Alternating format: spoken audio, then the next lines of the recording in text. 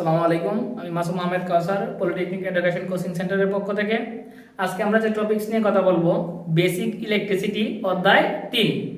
আমরা অধ্যায় 3-এ যদি কথা বলতে যাই, প্রথমে আমাদের জানতে হবে সিরিজ সার্কিট কি, প্যারালাল সার্কিট কি। আমরা এইগুলো নিয়ে কথা বলি, সিরিজ এবং প্যারালাল। আমরা দুই ধরনের সার্কিট আঁকি, এটা R1, এটা আমরা R2 দিলাম, এটা দিলাম আমরা R3। এই তিনটা রোধের আমরা কি করলাম না, সোর্স এনে সংযুক্ত করলাম, সোর্সে সংযুক্ত করলাম। এটা আমরা ধরলাম R1, এটা R2, সরি এটা R2, এটা কি দিলাম আমরা R3। এটা চিত্র নাম্বার 1, চিত্র নাম্বার 1। আমরা আরেকটা চিত্র যদি আঁকি, আমরা একটা সোর্স, দুইটা সোর্স, 3 নাম্বার সোর্স। এই তিনটা সোর্স যদি আমরা এক জায়গায় নিয়ে সংযুক্ত করি, এই তিনটা সোর্স আমরা এক জায়গায় সংযুক্ত কইরা আমরা কি করলাম, এটা না সরি তিনটা রোধ যখন আমরা না সোর্স এনে সংযুক্ত করলাম, এটা যদি R1 ধরি, এটা R2, এটা আমরা কি ধরলাম R3। এটা চিত্র নাম্বার 2, চিত্র নাম্বার 2। এটা সিরিজ সার্কিট, এটা কি প্যারালাল। কিভাবে চিনবো আমি? প্রথম আমার কথা হচ্ছে সিরিজ প্যারালাল চিনতে হবে যদি রোধগুলা একই লাইনের মধ্যে থাকে। যদি রোধগুলা একই লাইনের মধ্যে থাকে তখন এটা সিরিজ। যেমন আমি এটা যদি পজিটিভ ধরি, এটা যদি নেগেটিভ ধরি, তোমরা জানো কারেন্ট পজিটিভ প্রান্ত দিয়ে বের হয়, নেগেটিভ প্রান্তে এসে সংযুক্ত হয়। তখন এখানে যদি পজিটিভ ধরি আমরা, তাহলে কারেন্ট এদিক দিয়ে আসলো, আসার পরে R1 এ প্রবেশ করবে, R2 তে প্রবেশ করবে, R3 তে প্রবেশ করবে। এখানে কিন্তু কোনো ধরনের বিদ্যুৎ বিভক্ত হয় নাই। যদি বিদ্যুৎ বিভক্ত না হয় তখন বুঝতে হবে এটা সিরিজ। আরো শর্টকাট যদি বলি, যে রোধগুলা যদি একই লাইনের মধ্যে থাকে, রোধগুলা যদি একই লাইনের মধ্যে থাকে তখন এটা বুঝতে হবে তোমার সিরিজ। রোধগুলা যদি একই লাইনের মধ্যে থাকে তখন বুঝতে হবে কি এটা সিরিজ। এই R1, R2 এবং R3 এই তিনটা রোধ একই লাইনের মধ্যে আছে, তার মানে আমরা সিদ্ধান্ত নিলাম এটাকে আমরা সিরিজ সার্কিট। প্যারালাল চিনার উপায় কি বলছি আমরা, রোধগুলা ভিন্ন ভিন্ন লাইনের মধ্যে থাকবে। এই যে R1, R2 এবং R3 তিনটা রোধ কিন্তু 3 লাইনের মধ্যে আছে, এগুলো কিন্তু এক লাইনের মধ্যে নাই। এইখান থেকে আমরা সিদ্ধান্ত নিতে পারি এটা প্যারালাল। অথবা এটা যদি পজিটিভ প্রান্ত ধরি, এটা যদি আমি নেগেটিভ প্রান্ত ধরি, কারেন্ট এই দিক দিয়ে আসবে, আসার পর এখানে এই পয়েন্টে যায় কিন্তু 3 ভাগে বিভক্ত হবে। কিছু কারেন্ট এখানে, কিছু কারেন্ট এখানে, কিছু কারেন্ট যাবে এইখানে। এই মোট কারেন্টটা যায় 3 ভাগে বিভক্ত হইতেছে। তার মানে কারেন্ট যদি বিভক্ত হয়, তার মানে আমরা এটা বুঝবো কি প্যারালাল।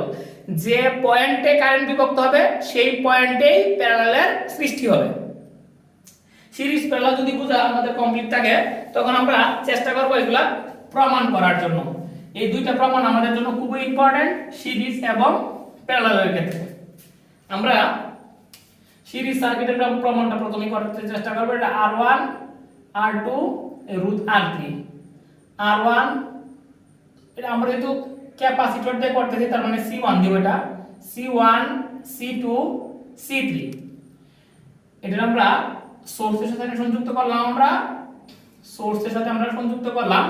এটার ভোল্টেজ V1, V2, V3। তোমরা জানো সিরিজ সার্কিটের ক্ষেত্রে ভোল্টেজগুলো বিভক্ত হয়। সিরিজ সার্কিটের ক্ষেত্রে ভোল্টেজগুলো বিভক্ত হয়। অর্থাৎ আমার মোট ভোল্টেজ ছিল কত V, তখন এই ভোল্টেজটা আমরা কি করলাম, এটা বিভক্ত করলাম কয়টা সোর্সের মধ্যে, তিনটার মধ্যে V1, V2 এবং V3। এই মোট ভোল্টেজটাই কিন্তু তিনজনে কি করলো, ভাগ করে নিয়ে গেল যার যতটুকু লাগে। এখন একটা জিনিস লক্ষণীয়, আমি যদি টোটাল ভোল্টেজ পাইতে চাই, তাহলে কি করতে হবে, তিনটা ভোল্টেজের কি করতে হবে, যোগ করতে হবে। এই তিনটা ভোল্টেজ যোগ করলে কিন্তু আমি কি পাবো, মোট ভোল্টেজ পাবো। আমাদের একটা মোট সূত্র জানি আমরা, V Q CV। তাহলে তোমরা নোট করে নিয়ে নিবা, এটা নোট করে নিয়ে নিবা। সিরিজের ক্ষেত্রে ভোল্টেজ বিভক্ত হয়, সিরিজের ক্ষেত্রে ভোল্টেজ বিভক্ত, সিরিজের ক্ষেত্রে ভোল্টেজ কি হয়, বিভক্ত হয়, বিভক্ত হয়।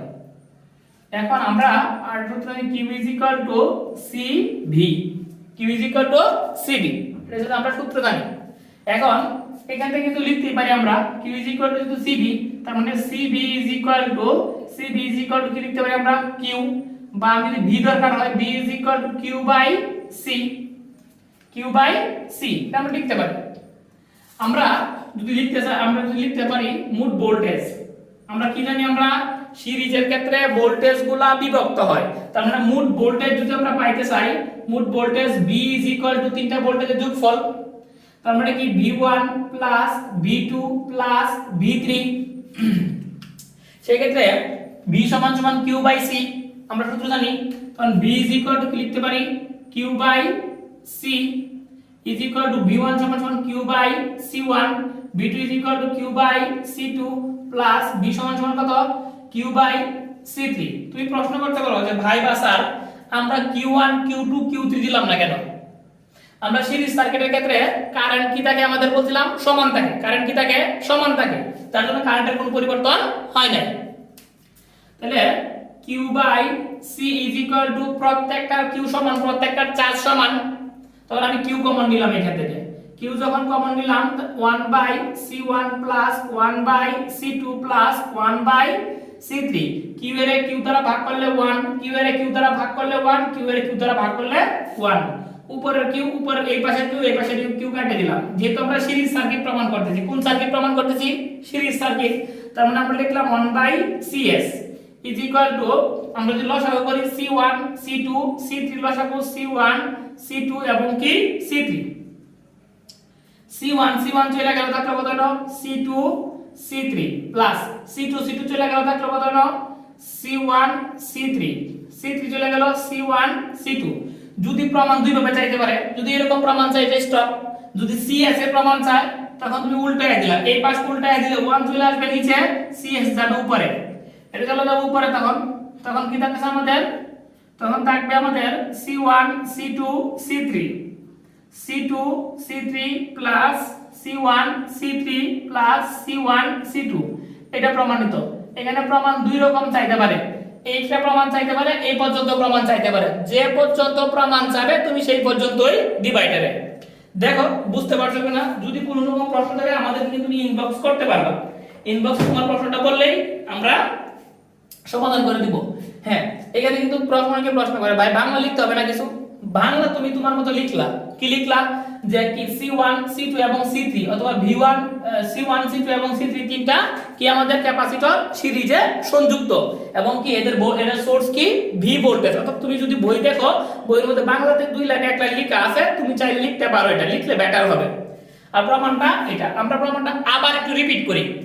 আমরা কি বলছি, সিরিজ সার্কিটের ক্ষেত্রে মোট ভোল্টেজ কি করতে হবে, যোগ করতে হবে, কারণ কি সিরিজ সার্কিটের ক্ষেত্রে ভোল্টেজটা কি হয়ে যায়, বিভক্ত হয়ে যায়।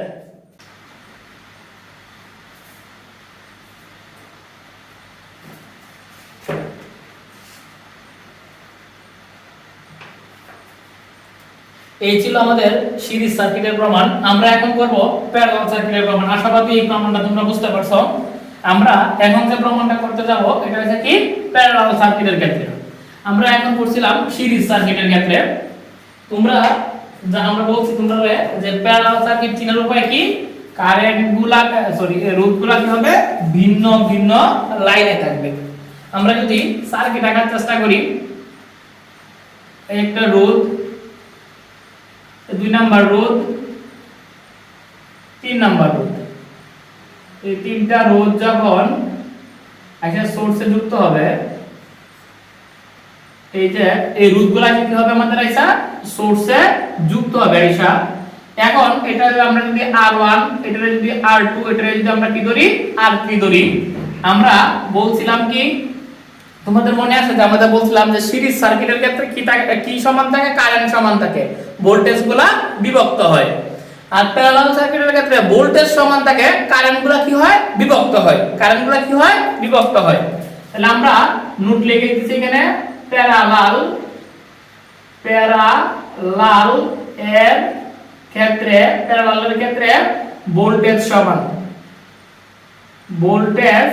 সমান থাকে, প্যারালালের ক্ষেত্রে কি সমান থাকে, ভোল্টেজ সমান থাকে, অর্থাৎ কারেন্টগুলো বিভক্ত হয়। তাহলে টোটাল কারেন্ট যদি আমি পাইতে চাই, মোট কারেন্ট যদি আমরা পাইতে চাই I এখন আমরা তো এখানে কারেন্ট নিয়ে কথা বলতেছি না, আমরা এখানে ক্যাপাসিটর নিয়ে কথা বলতেছি। সেই ক্ষেত্রে আমাদের কিউ নিয়ে কথা বলতে হবে। কি নিয়ে কথা বলবো আমরা? কিউ নিয়ে। Total charge Q is equal to q1 plus q2 plus q3। আমরা সূত্র জানি q সমান সমান cv। q সমান সমান কি? cv। প্যারালাল সার্কিটের ক্ষেত্রে কি সমান থাকে? ভোল্টেজ সমান থাকে। তাহলে q সমান সমান cv।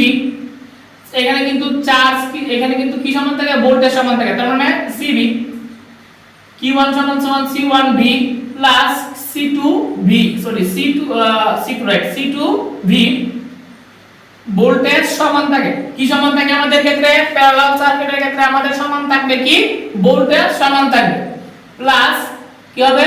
c3v। এখানে কিন্তু ভোল্টেজ সমান, যার জন্য কিন্তু ভোল্টেজের কোনো পরিবর্তন হয় নাই। v1 v2 v3 লিখি নাই, কেন? ভোল্টেজ সমান।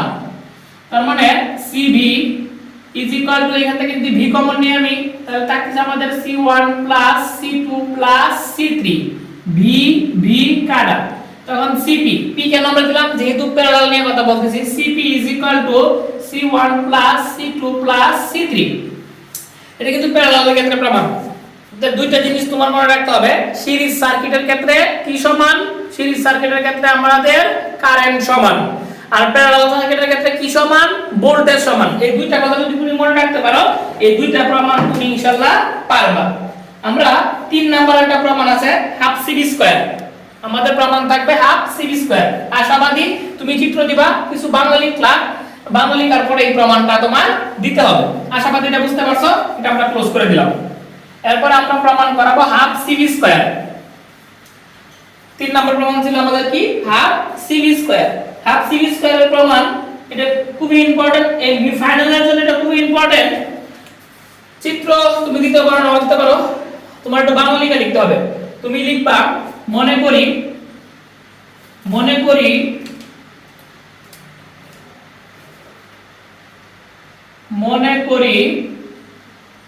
করি যে কোনো মুহূর্তে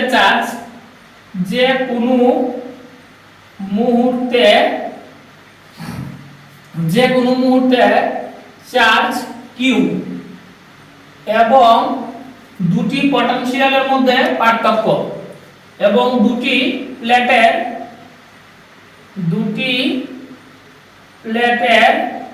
পটেনশিয়াল পার্থক্য, পটেনশিয়াল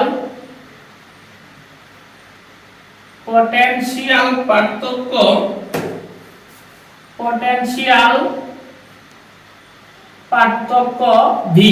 আমরা কি লিখলাম? মনে করি যে কোনো মুহূর্তে চার্জ কিউ। আমরা কি লিখলাম? যে কোনো মুহূর্তে চার্জ কি?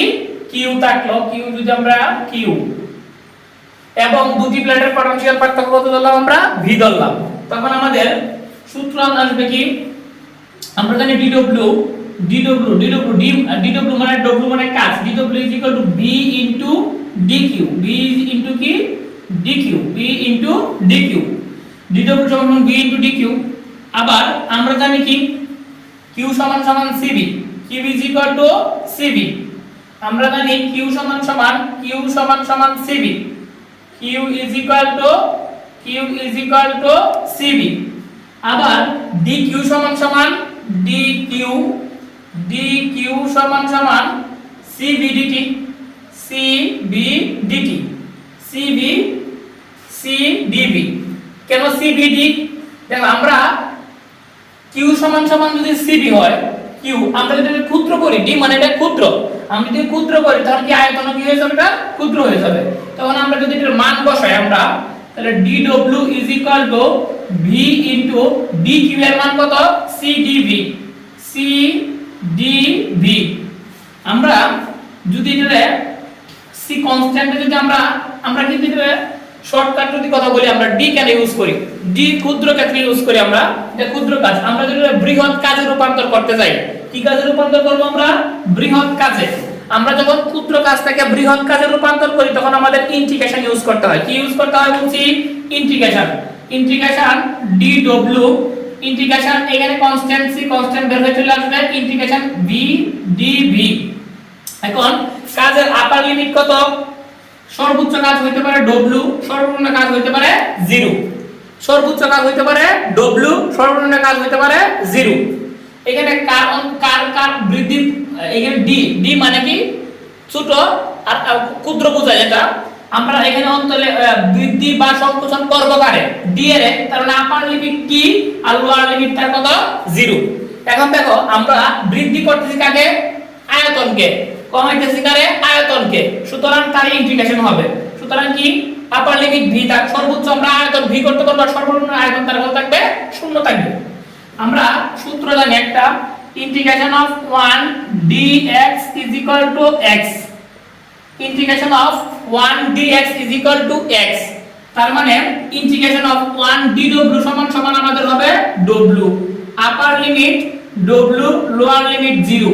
সি আমরা সূত্র জানি integration of x to the power n, সূত্র হিসেবে x to the power n plus 1 by n plus 1, এখানে কিন্তু মনে মনে 1 আছে, তার মানে c এর মধ্যে c থাকলো integration of x to the power n dx, x to the power n কি dx, x to the power n dx, সূত্রটা কি থাকবে আমাদের x to the power n plus 1 by n plus 1, upper limit b, lower limit 0। আচ্ছা তাহলে এই তৃতীয় বন্ধনী তোলার সিস্টেম উচ্চ সীমা মাইনাস নিম্ন সীমা, তোমরা যদি ইন্টিগ্রেশন করে বুঝতে পারবা। এই চলকের পরিবর্তে একবার উচ্চ সীমা, চলকের পরিবর্তে একবার কি উচ্চ সীমা, উচ্চ সীমা মানে w, সূত্রের মাইনাস চলকের পরিবর্তে একবার নিম্ন সীমা সি। আমরা উপরে 1 আর 1 যোগ করলে 2, এই যে উপরে 1 আর 1 যোগ করলে কত থাকবে 2, আর b এর উপরে স্কয়ার b স্কয়ার, তাহলে থাকলো কি স্যার আমাদের আপার লিমিট b, লোয়ার লিমিট 0। এখানে থাকছে কি w থেকে 0 গেলে থাকে আমার w ইজ ইকুয়াল টু, এখানে c এর মতো c থাকলো, হাফ এর মতো হাফ নিয়ে আসলাম, এই b এর পরিবর্তে একবার চলক, তার মানে কি b স্কয়ার মাইনাস এই চলকের পরিবর্তে একবার কি নিম্ন সীমা এর উপরে স্কয়ার, তার মানে w is equal to half c v square. আমরা একটু প্রমাণটা আবার জ্বালাই করব, একটু কিভাবে লিখছি আমরা। তুমি লিখবা কি মনে করি যে কোনো মুহূর্তের চার্জ কি q এবং দুটি প্লেটের পটেনশিয়াল পার্থক্য মানে বিভব পার্থক্য, পটেনশিয়াল পার্থক্য কত v ধরলাম আমরা। তুমি জানো লিখবা উই নো, আমরা জানি dw is equal to v into dq, কাজ সমান সমান আয়তন volume into charge, sorry voltage into charge, voltage into charge. ঠিক আছে, আমরা এতক্ষণ মেবি বলছিলাম আয়তন বলছিলাম, সরি এটা ভোল্টেজ, এখানে আয়তন না। তাহলে dw সমান সমান কি ভোল্টেজ ইনটু চার্জ। আমরা জানি q সমান সমান cv, কিছুক্ষণ আগে আমরা পড়ে আসছি q সমান সমান কি পড়ছিলাম cv পড়ছিলাম। এখানে যদি আমরা এটা ক্ষুদ্র d যোগ করি, যদি আমরা তাহলে d এখানে যোগ করলে, এখানে যদি d যোগ করি তাহলে এখানে কার পরিবর্তন হবে ভোল্টেজের পরিবর্তন হবে, তার মানে dv হবে। আচ্ছা তার মানে dq সমান সমান cdv, dq সমান সমান cdv। আচ্ছা আমরা এখন যেহেতু আমরা ক্ষুদ্র কাজ, ক্ষুদ্রটা কি করতে হবে বৃহৎ করতে হবে, ক্ষুদ্র থেকে বৃহৎ করতে গেলে আমাদের ইন্টিগ্রেশন ইউজ করতে হয়। আমরা এখানে ইন্টিগ্রেশন ইউজ করলাম, এই পক্ষেও ইন্টিগ্রেশন ইউজ করলাম। আচ্ছা এই কার অন্তরীকরণ করতেছি আমরা, কার ইন্টিগ্রেশন করতেছি কাজের, তার মানে কাজের উচ্চ সীমা w আর সর্বনিম্ন নিম্ন সীমা 0, মানে কাজ না হইতে পারে। আচ্ছা যখন আমরা ভোল্টেজ যখন বাড়বে তখন কাজ হবে, ভোল্টেজ যখন বাড়বে না তখন তার কাজও হবে না। এখন এই ভোল্টেজের নিম্ন সীমা 0, উচ্চ সীমা কত v, তখন আমরা শুধু জানি ইন্টিগ্রেশন অফ 1 dw সমান সমান w, upper limit w, lower limit 0।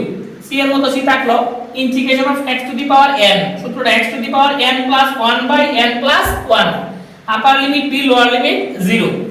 তাহলে আমরা তৃতীয় বন্ধনী তোলার সিস্টেম কি বলছি, চলকের পরিবর্তে এর পরিবর্তে একবার উচ্চ সীমা বসাইছি, সূত্রের মাইনাস এই চলকের পরিবর্তে একবার কি নিম্ন সীমা c কিন্তু কনস্ট্যান্ট, c কি কনস্ট্যান্ট, যার জন্য তার ইন্টিগ্রেশন হইল না।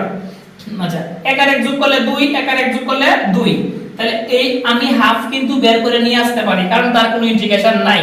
আমি হাফ বের করে নিয়ে আসলাম c হাফ, তাহলে এই v এর পরিবর্তে একবার উচ্চ সীমা, তাহলে v স্কয়ার, সূত্রের মাইনাস আবার কি এই v এর পরিবর্তে একবার নিম্ন সীমা, তার মানে 0 এর উপরে স্কয়ার, তার মানে হাফ cv স্কয়ার। এই প্রমাণটা এখান থেকে খুব বেশি ইম্পর্টেন্ট সংক্ষিপ্তর জন্য, এই প্রমাণটা এখান থেকে ইম্পর্টেন্ট সংক্ষিপ্তর জন্য।